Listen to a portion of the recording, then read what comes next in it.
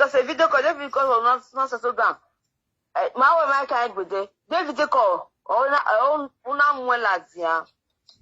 It's not my fucking business. Because in Yayeta, I have a club event. You understand? So, iya guanjone. Iya making ya. I say, we need to in your way. In my way, there, can take a radio. One of I never talk banana one. La wo go je me no ki. When it total when they were a minanita, Ogega no, one more for because if you're quite been as you were, okay, away a pane, only your pa need been as you understand? La will go when you return now. Lao. Lilia, Yati we, Larry, uwe to binanoma, Adamio. Uwe to binanoma, una ya colivet Esther Toshu. Una garu yeme minore we guna gata yo we umae me de imae we. For example now, my sister gwen no wotakpa. Beni me wajina. Me mae don gwen now. Iwa ade wa wo magbagui. Iwa ladia. Lilian. Iwa so ati ebo no Lilian. Riu ya wuga ponisa. Eri ya wule lona. Eriwa imae we de mae we magbagu de. You have not seen me face to face. What's the when I drink no be when a dirty character ni? What's the man? Forget to Tony. Let me tell you something. I'm very in your na. Because yeah, where oh can cook cook nyami wa. Mama boni carry. You understand? If egbe no muja yeki. You understand me? That is me. Egbe tomorrow. Egbe January then Usho the river John Sunday we yan see we so I do after that na kenikeri eyata mo we la wo ewewo la wo ewewo lare ugwe do yin mi a abi ugwe ye force yata mi me la wo ni be ewewo ugwe do yin mi a I don't need too much talk my sister unu gwen go ya agbo be I say when we je no must stubborn we you understand. What do you mean by my stubborn way? Larry. Lilia. Larry, gwa. Jefferson don't even river ni. If I don't want meeting, don't river because even somebody will call because no they got one pick call. Let go to Ima we there go pick call you Ima we there. Yeah, go pick a call you. Are you calling to beg me or you are calling to quote me? Mama Launa, you Mama Launa, you go to live social media to fool me. You don't even know me. You will go out on social media and apologize to me. I will not accept it. He accepted in Guana. Lilia. Never accepted because he in your anything you want to do, go and do it. Okay. Okay, why would you call him a lady? Mama, in your see. What anything one because in your will come. Wagano, Laro. I didn't work with ba when we're charging me with social media. Who call him away for saving your money? People that know you, they told it to me. Time when I can it's someone everywhere. Utama mewe egwebo. Ederu gwekwe gba. It's the moment I don't tell what happened. Ugwemala media will say we no gba. You understand? So when the media there, me na ati abone no se me. O mama wo me ati abone a. You don't community do imi awe. Then we the community no do imi ame. The community no do imi ame. A president will call me me. Dame yo, cheese your noisy. A president will call me me do imi ame. Bugwe tabi me na. Bugwe imi me na. Ado we imi with roots. Who are you, Lilia? Sorry. Iwaki. Iwaki, Lilia. Just maki. Man, when I raise material, we are maybe social media. Oh, go, Lilia. Anything ever not to me, take a message. Now. 1 hour when you wag yeke. Tina, when the mayor will go, you and yo. For example, not the bomb when you men where. Well, no, why you're Lilia. Have I wronged you in my life before? One pili me see no that make me no the ade. Okay, that for work no the ade. Okay, where uni mama Emma. Oh, meru le pa. Ila de roommate na ti. Okay, roommate na ti ugari. What's a frustration you got be social media but ya call them and to tag. La wo la imi we na. Ye no mo say frustration you got be. Omo mama na agui. Why you go? Why got le tata to what's the frustration you got be?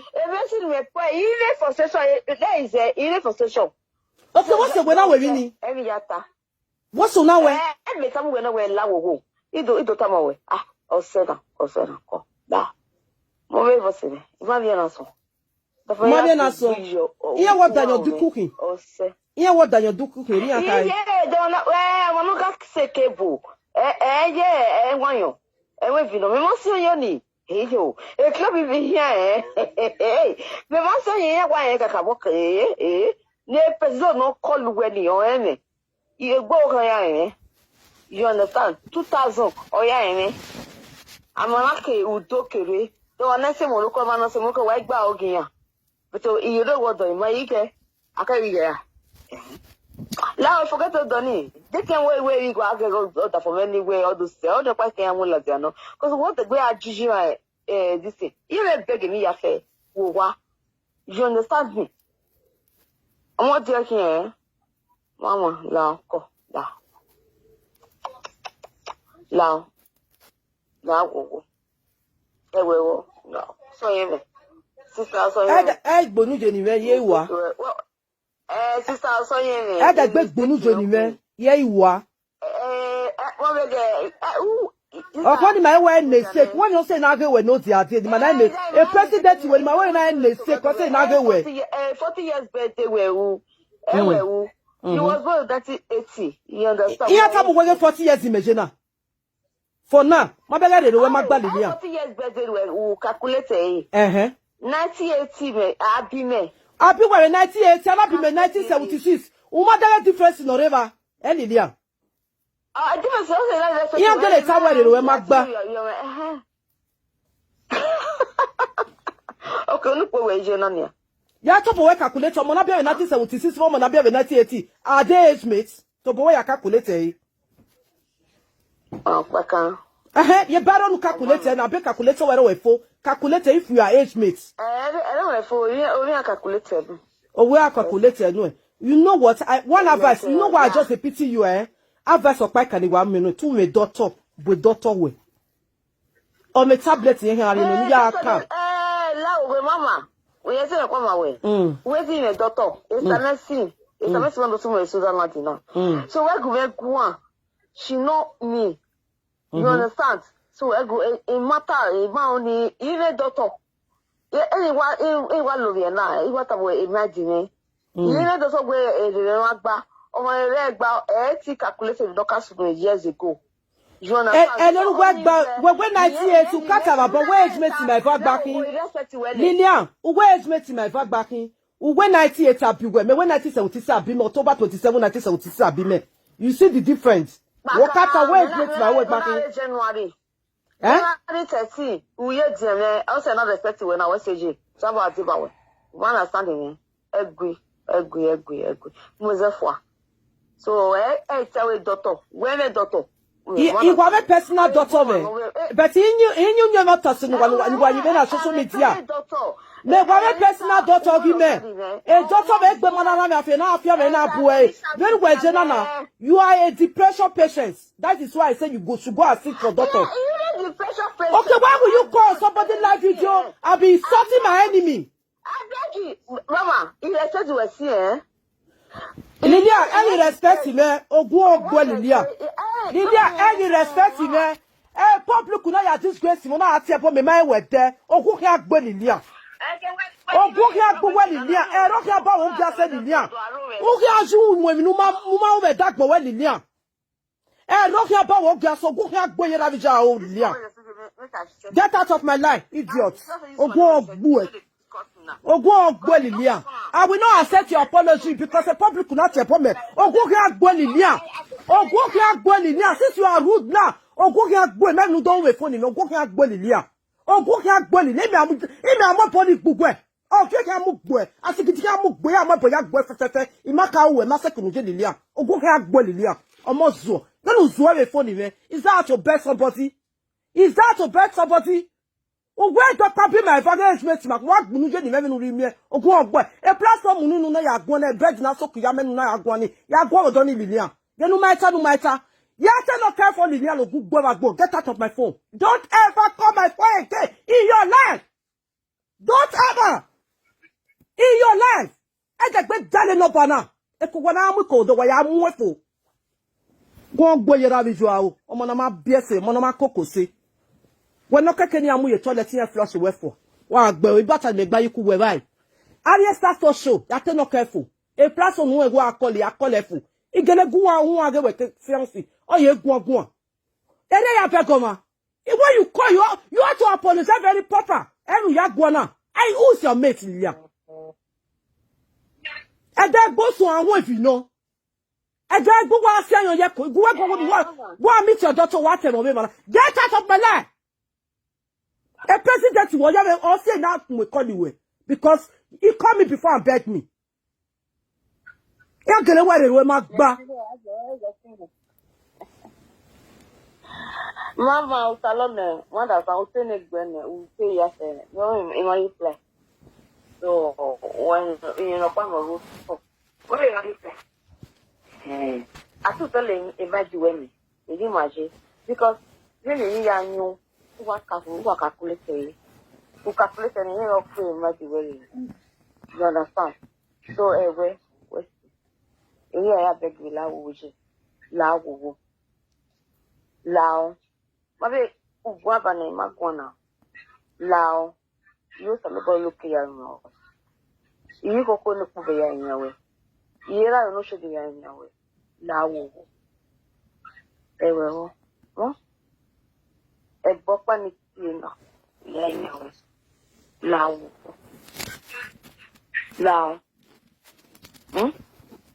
inu wabane bi nyagere majiwe ele na however, negation is after 2 days of phone and reminding ma. You understand? In the game you win now. La woko. Even come in your way. When we have face a meeting, you may calculate. In a year, where you in that way, the meeting. La woko. If a do try or wound me, and ye can receive. La woko. Love, ya can use a violent, ya go web one. I mean, on everything, no thank God, I can do. You understand? It's normal. A life in now. You understand? How you do come? Yeah, fuck you well up. A man concern way. Lao, je me noki. Igweje, tu me comme. Non, de pied. You understand? Do ya in your way. Lao. We manta when one more equal way Joto. Lao. Why in your family, baby, you really telling me what we start. If you wow, they can say you accept me. You understand? Lao, we talk. Am I say a year will need room? Is it not should be in your way? Lao, we mono pay up say.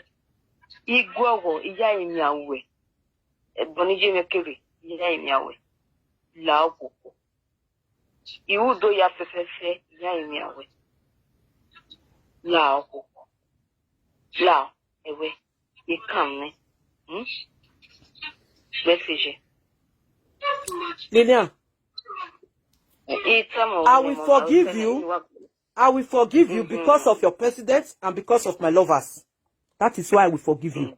Next time, don't try yourself.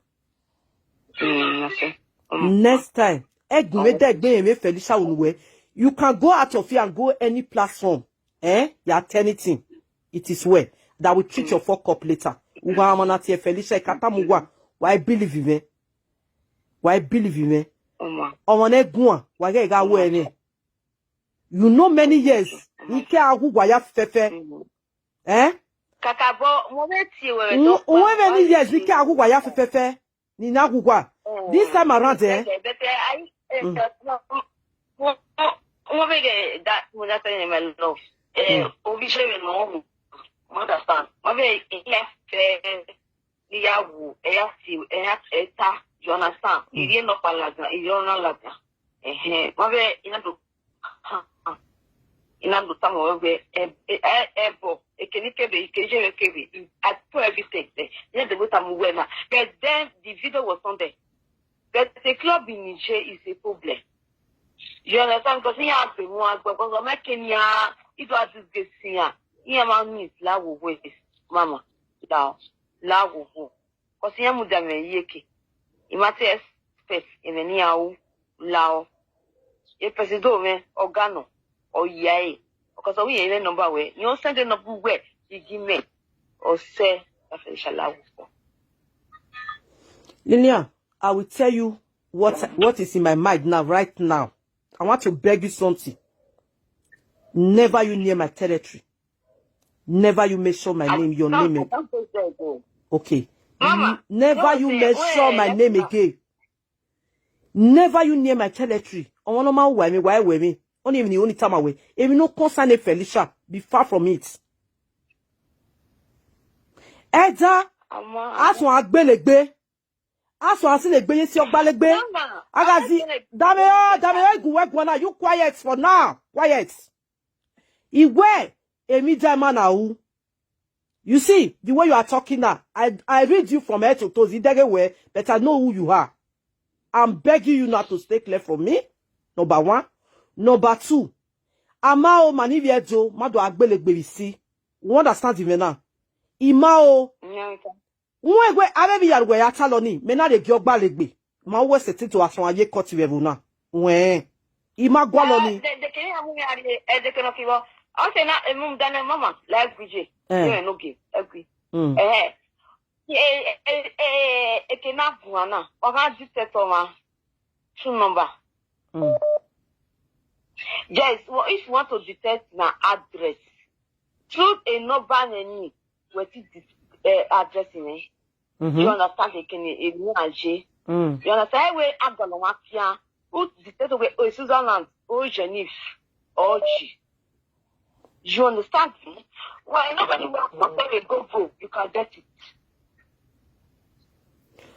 Woman, detect Hana. You don't understand my point. I know that area with what now. He may come when we now we may see where Bolua. He managed to need to detect well in here. Yeah, where a man reckon Jaya way, yeah, call him any. Is he where Bolua? That we are still a good Bola in Nigeria. That is what I don't want to do. Yeah, Lilia. Lilia. Lilia, a picture where make better as a Facebook me na mi. Rime ya mi o. Facebook na mi o. E Facebook we na mi o.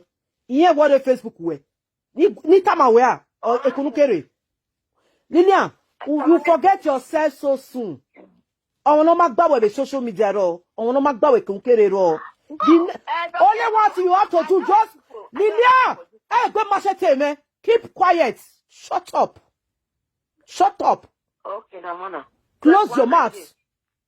My auntie, my big auntie in the house, we're gone now. Close that your dirty mouth. Next time, don't try it again. Next time, don't try it again. Bye-bye.